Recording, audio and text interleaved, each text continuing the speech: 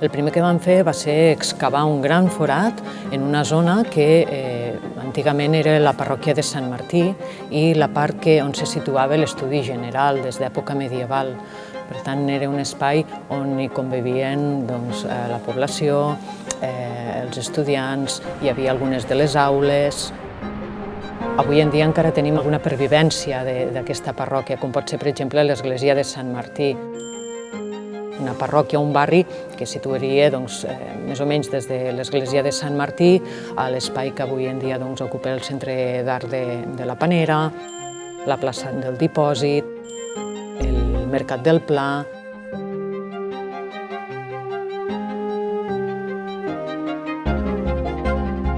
És una construcció que tenia com a objectiu facilitar l'accés d'aigua en condicions a la població de la ciutat de Lleida.